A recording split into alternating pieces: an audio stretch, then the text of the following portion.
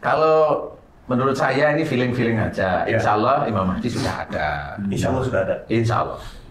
Kalau tidak salah, beliau ada di Madinah, daerah Madinah. Insya Allah beliau ini ya. Kemudian Imam Mahdi itu insya Allah sampai saat ini belum memunculkan dirinya. Jadi beliau dengan sangat rapi menutup dirinya sehingga tidak banyak orang yang tahu. Dan kalaupun beliau itu ada sesuatu, mimpi, bahwa dikatakan bahwa di mimpi itu umpamanya, ini saya hanya cerita umpama ya, umpamanya kamu adalah umpamanya kamu adalah ahlul bait umpamanya. Biasanya orang-orang yang seperti itu selalu menolak.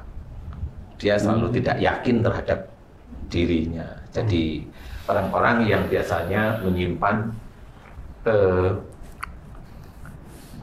iman, menyimpan ketakwaan itu begitu rapi sehingga dia untuk mau mengakui bahwa dia adalah ahlul bait untuk besok itu yang akan diinikan di Mekah, di depan Ka'bah, di Baiat itu dia selalu mencoba untuk menolak. Tapi pada waktunya nanti tidak bisa menolak, insya Allah seperti itu. Cuma saat ini menurut feeling, ini feeling aja sih. Lewat Google aja kan bisa dicari ya. Insya Allah sudah ada. Umurnya ya hampir 40 lah. Hampir 40. Nah, Pak Ustadz, kemudian yang akhirnya menjadikan beliau itu membuka bahwa beliau Imam Mahdi, apa dari orang yang melihat ciri-cirinya atau dari beliau sendiri seperti apa itu, Pak Ustadz? Kalau saya di satu titik aja, satu sisi. Ada seorang teman saya itu tiap kali bulan Ramadan itu ada sinar dari atas warnanya kuning keemasan, kuning emas tiap kali bulan Ramadan, dan itu satu hari di hari tertentu di bulan Ramadan di jam tertentu, biasanya itu di jam tertentu lah ya. Dia amati sinar itu turun dan turunnya di Madinah. Nah, sehingga selalu turun ke Madinah. Selalu turun di situ gitu. Dan teman saya itu cerita kayaknya umurnya sekitar 30-an, naik dikit gitu. Dan dia kalau sinar itu tiba ke dia itu katanya waktu itu sholat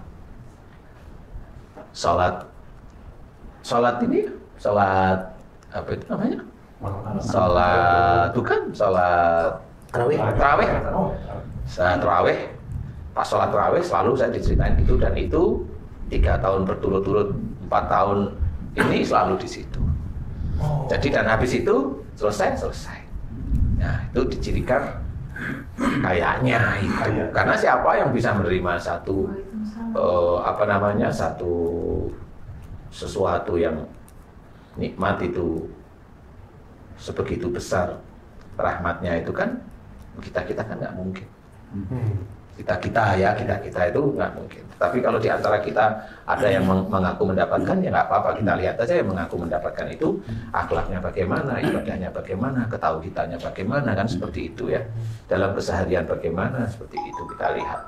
Jadi disitulah yang menjadikan saya berpikir, dari cerita teman saya itu saya berpikir, insya Allah kalau saya nggak salah, itulah Imam Mahdi menurut perkiraan saya. Kalau salah ya jangan salahkan saya. Kalau ini nggak mimpi, ya. Ini jelas, dan teman saya itu hanya lihat satu. Tiap kali ini ngaji. Ya kalau ada hari-hari tertentu, dia bilang ganjil apa genep, malam ganjil persis. Jadi kalau momennya sekarang genep nih, malam Ramadan genap, gitu ya. Nah nanti udah masuk jam 12, jam setengah 1 atau jam 1. Nah itu biasanya turun. Tapi diganjil. Jadi nggak harus di awal, nggak harus di awal waktu ganjil gitu ya. Di awal waktu ganjil, benar. Di awal waktu ganjil, seperti itu. Ini gambaran dari teman saya. Dan teman saya pun saya rahasiain, nggak perlu diceritain. Gitu. Ustaz, ya. Apakah mungkin jin itu bisa menyerupai Imam Mahdi? Insya Allah nggak bisa ya. Nggak bisa ya? Nggak bisa. Yang bisa diserupai itu ya orang-orang biasa sebenarnya. Tapi kalau jin menyerupai, enggak ya, menurut saya enggak. Karena pada saat teman saya itu mau turunnya itu, dia waktu itu memang waktu baca Quran memang. Dia baca Quran, kemudian sayup-sayup dia mendengarkan pujian pada Allah Ta'ala. Apa saya tanya pujian?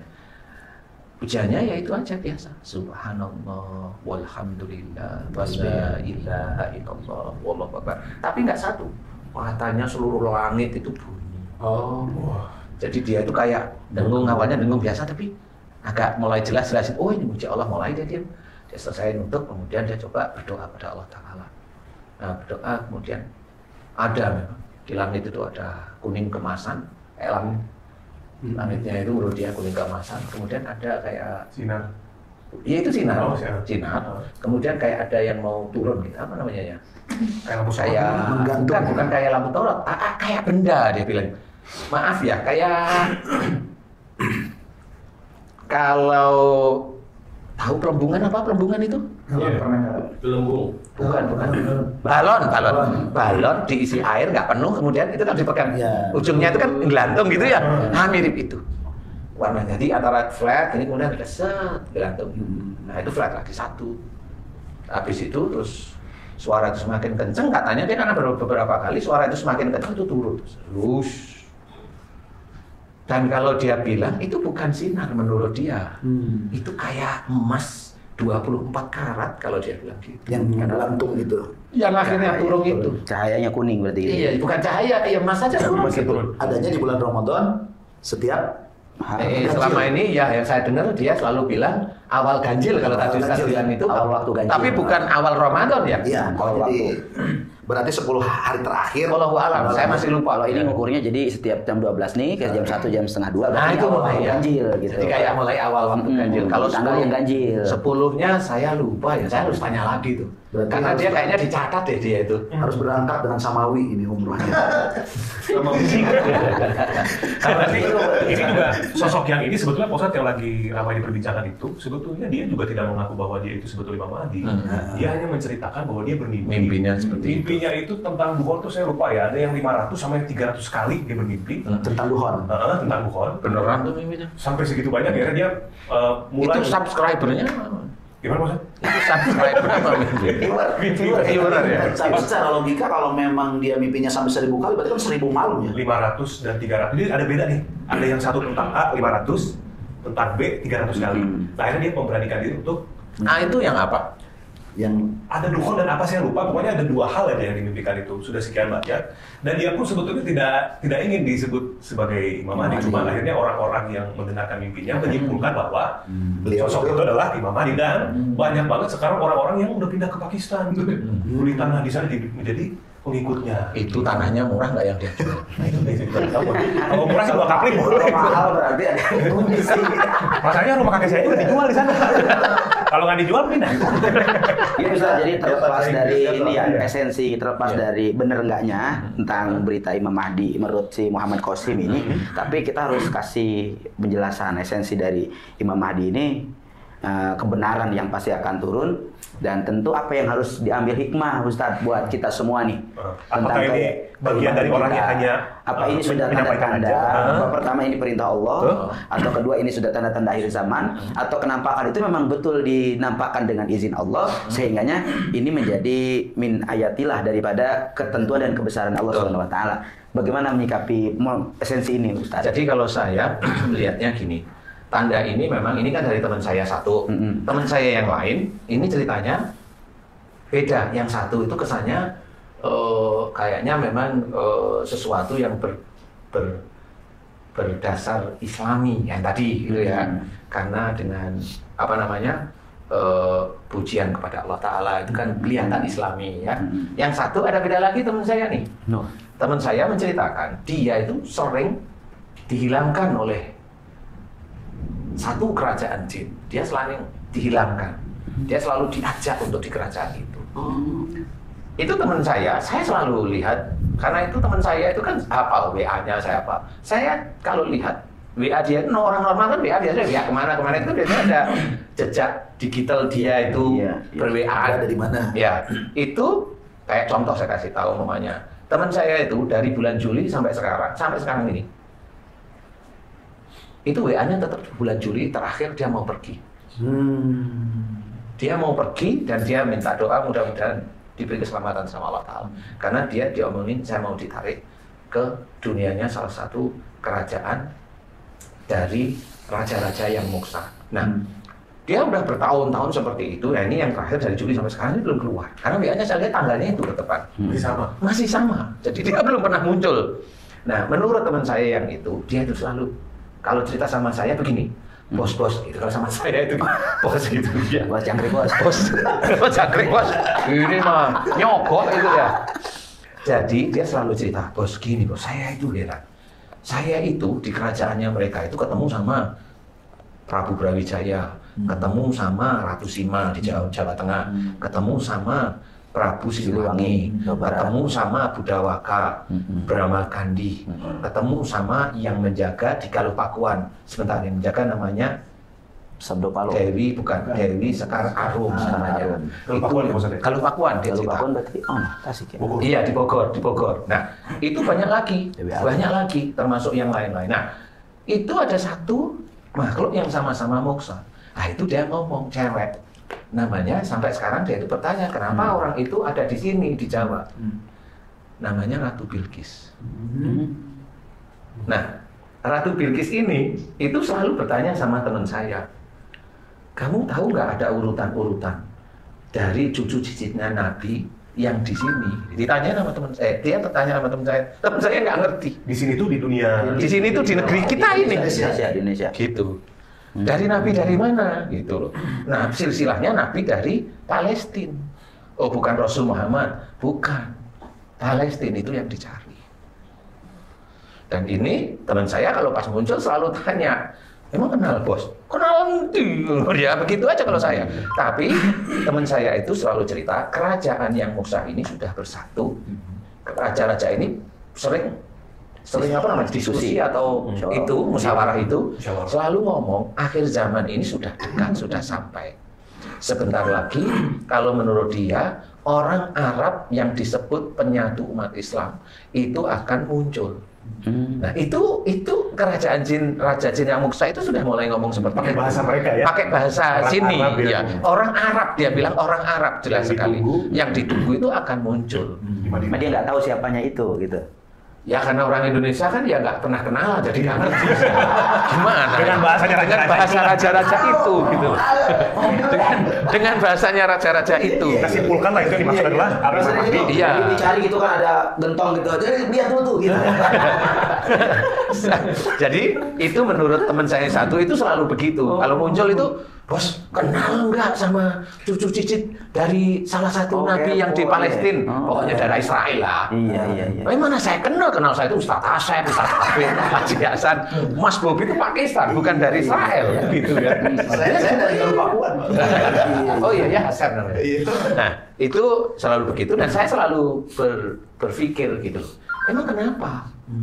Nah itu ada rumor-rumor di antara itu raja-raja jin yang moksa itu kayaknya memang ada sesuatu yang dicari khususnya di tanah Jawa, khususnya dia bilang di tanah Jawa. Ya.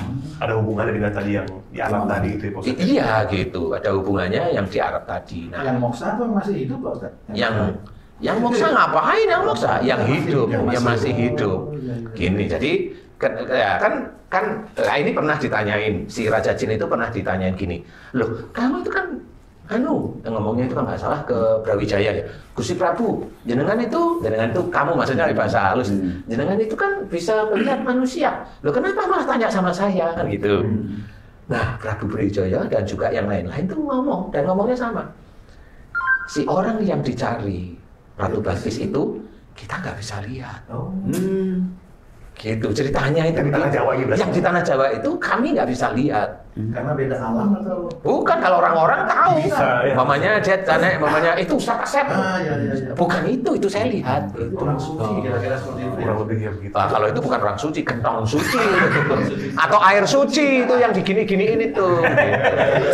Dikepretin manusia yang bisa melihat, tapi bangsa jin nggak bisa melihat gitu. Iya, nah ini kebaliknya di situ. Jadi gini, saya sendiri juga mikir nih. Jadi kalau biasanya jin itu kan sama manusia melihat. Nah ini mah enggak. Wong itu ditanyain, disebutin nih orang-orang top yang terkenal di Indonesia ini sama teman saya disebutin si A gitu. Momennya ya, si pejabat A. Itu kelihatan gitu. Ada.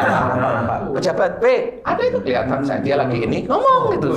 Nah, terus dia mau, dia langsung lihat. Dan ini raja-raja memang ada pada musyawarah. Terus dia iseng, Habib itu kelihatan. Habib ini tuh kelihatan tuh, itu dia lagi gini gitu. Habib ini kelihatan. Terus yang mana? Lah yang ini. Makanya kamu tuh ditarik di sini, tolong kami dicarikan gitu loh. Nah, ya teman saya kan tujuannya buat apa ya, makanya nanti dulu sampai. Terakhir aja ya. Waduh, ini saya ini jangan sampai lewat ini. Tujuan ini. Saya aja pengen tahu. Itu apa namanya? Apa maksudnya? Jadi teman saya itu sempat bertanya, loh Gusti, itu bangsa-bangsa jin itu kan bisa melihat manusia. Lah kalau Gusti itu nggak bisa melihat dia, lah saya manusia ini terus bisa apa gitu? Kayak kenal ya belum tahu ini. Kayaknya ini memang ada deket-deket sama kamu, tapi kami nggak ngerti. Keluhnya apa Pak? Keluhnya deket-deket sama kamu gitu. Tapi teman saya juga nggak ngerti, bos. Ini siapa? Ya aku juga nggak ngerti. Kalau dari Palestina atau dari Israel, hidung saya pesek. Mas Bobi yang masuk. Kamu sebenarnya. Pakistan itu. Saya lahir di klinik bahagia. Turun-temurun aja udah jauh. Berarti gini. Saya itu sempat mikir bercandaan sama teman saya gini. Ini kalau memang dia itu urusannya itu dengan salah satu nabi yang ada di Israel, ini pasti ini kan terah-terahnya Yahudi di sini. Iya. Pasti ini cerdas banget ini. Kan gitu ya. Dia bisa menghilang kali. Hebat ya. Selain dia bisa menghilang, dia bisa menghapus subscriber atau YouTube. Kali loh. Ya tuh, gue sih silang. Merah gitu. Ya kalau saya mikirnya itu karena ini kayaknya memang sudah dekat-dekat dengan Tuhan. Berarti Pak Ustadz dari yang sedang dibicarakan oleh raja-raja jin itu ada dua berarti. Satu sosok yang di Jawa ini, satu lagi yang di Tanah Arab tadi. Kalau yang di Tanah Arab dia sudah ngerti. Jadi kayak sudah ada keputusan, dia ngerti. Lihat nggak seperti dia melihat yang Tanah Jawa itu? Nggak lihat juga, tapi ada tandanya yang jelas bahwa ini mau keluar, gitu loh. Jadi dia juga di Tanah Jawa ngomong orangnya itu ada di Jawa. Ciri-cirinya ya nggak tahu, dia nggak bisa lihat. Kalau saya Balkis mah tahu gitu. Kalau Balkis Ciri-cirinya ya dia. Mungkin Ciri-cirinya. ya. Besok tak panggil lah. Tak WA bisa nggak ya dia ya? Berarti kalau dari Ratu Balkis berarti ada hubungannya dengan Nabi Sulaiman dong?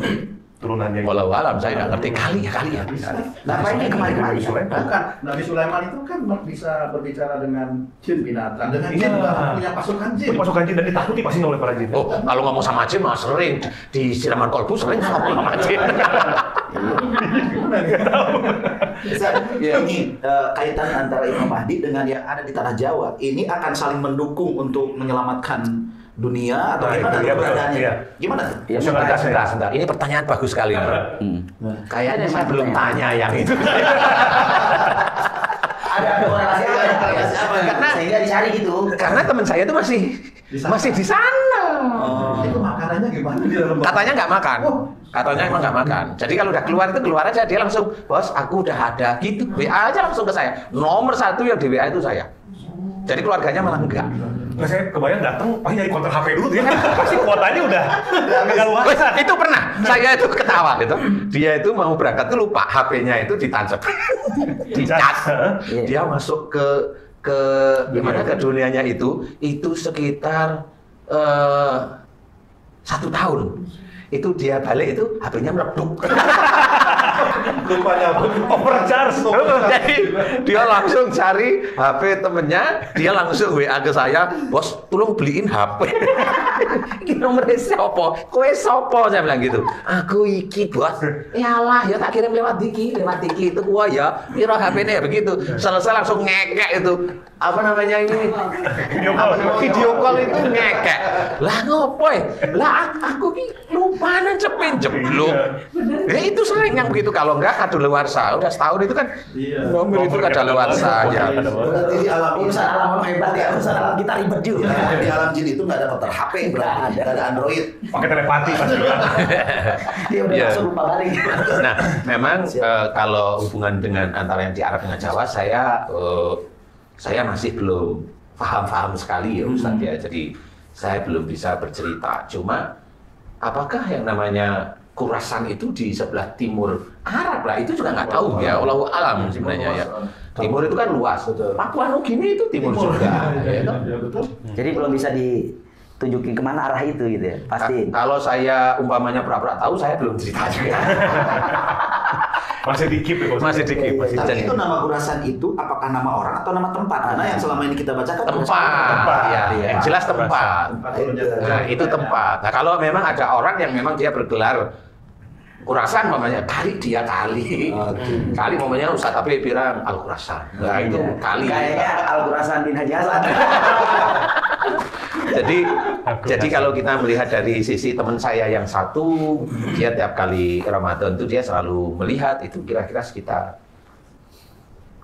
3 sampai 5 kali itu selalu berturut-turut dia melihat. Selalu ya, saya mikirnya kali memang dia diizinkan oleh Allah Ta'ala, tahu menurut saya.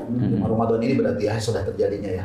Iya, dan itu pada saat kalau dia itu selalu diizinkan oleh Allah Ta'ala lihat itu selalu sholat apa itu tadi?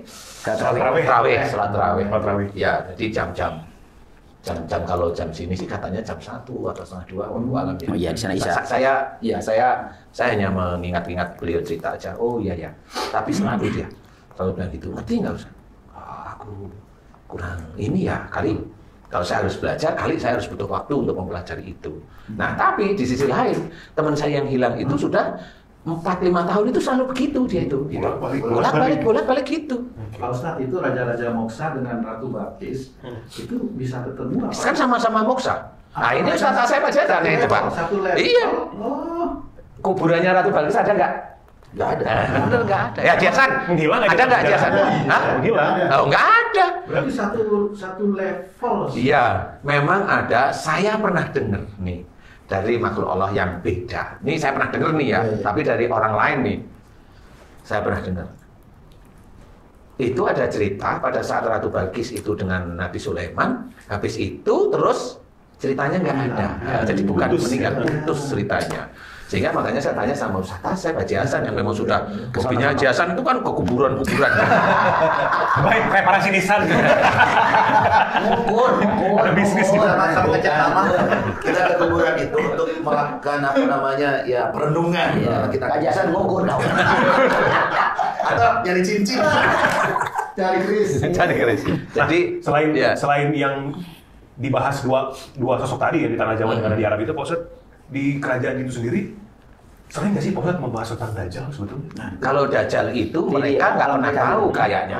Tapi saya pernah dengar nih si teman saya itu cerita. Mereka itu sudah mulai menyatukan diri. Jadi gini, ada yang lucu ya Sobi.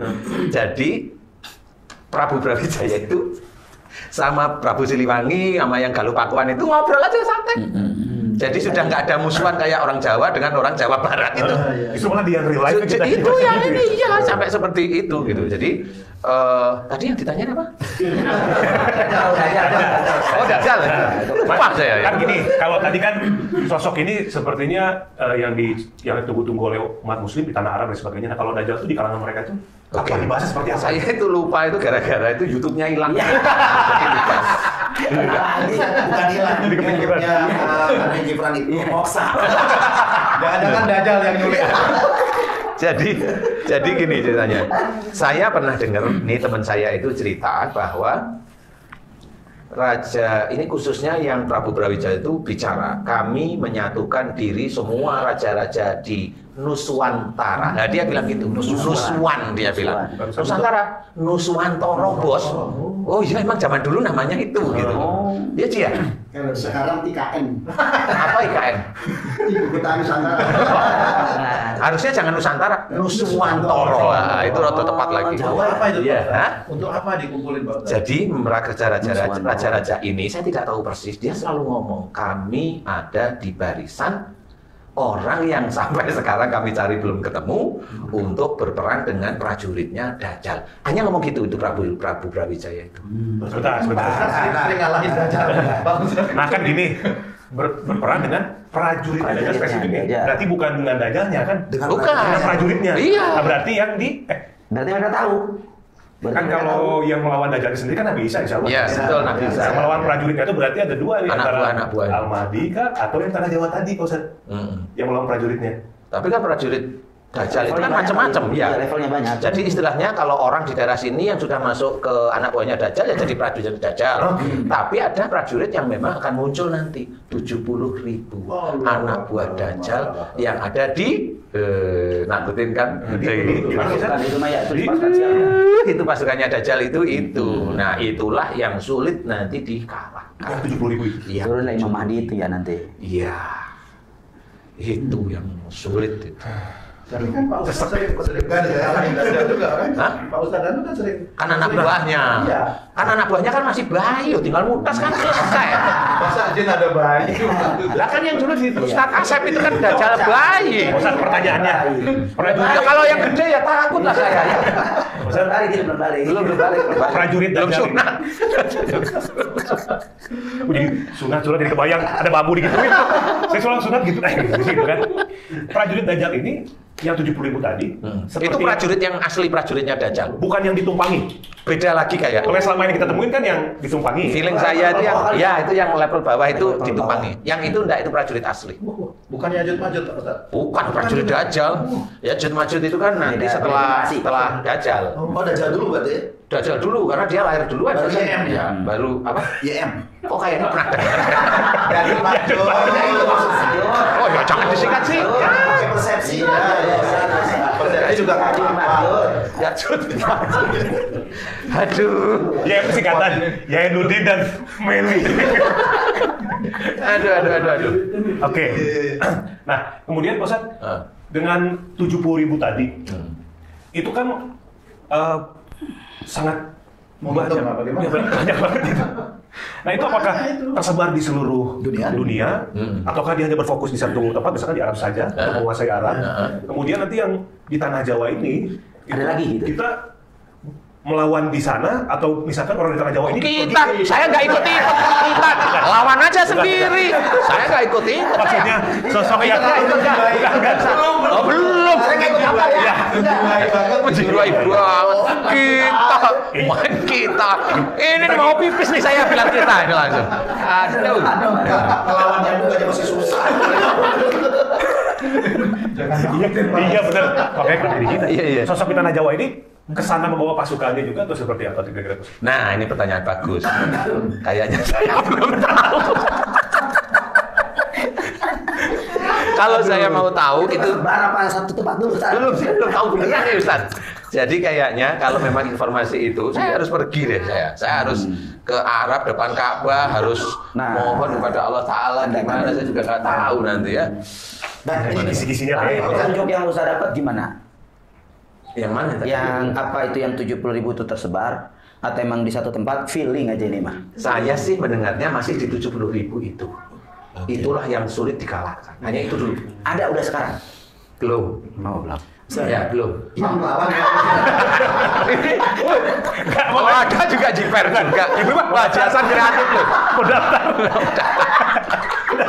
Ya, soalnya kemarin udah sering tapel. Mau disopet. siapa tahu di antara 70.000 itu ada orang IT. Kebalikin aku. Itu yang retas ya. Karena salah satunya ada salah satu ciri. Nah, ini bocoran ya insya Allah ya bocoran. Penting ya. 70.000 pasukan itu nanti akan dikalahkan dengan salah satu jenis pedang. Jenis ya, salah satu jenis pedang. Di mana pedang itu yang dulu zamannya salah satu pejuang Islam itu yang bisa membelah baju zirah. Oh, Salahuddin ya. Apa namanya? Al-Ayyubi. Itu bocorannya. Pedang Damaskus. Gusolah. Jadi nggak mungkin pakai dog. Kayak cutter. Pedang itu di mana sekarang? Nggak tahu, saya hanya dapat bocorannya itu gitu. Jadi salah satunya yang bisa mengalahkan itu. Apakah nanti Al-Mahdi itu membawa pedang itu saya nggak ngerti. Justru bukan pedangnya Rasul Pak Ustadz ya, yang dibawa Ali dan dibuang ke laut. Ceritanya seperti itu. Walau alam ya nggak tahu juga. Tapi ini kan masih mereka-reka. Cuma saya kok dapat bocorannya seperti itu. Gitu kalau salah satu pedang itu bisa membelah baju zirah. Gitu. Padahal selama ini baju zirah itu memang nggak bisa dibelah pedang.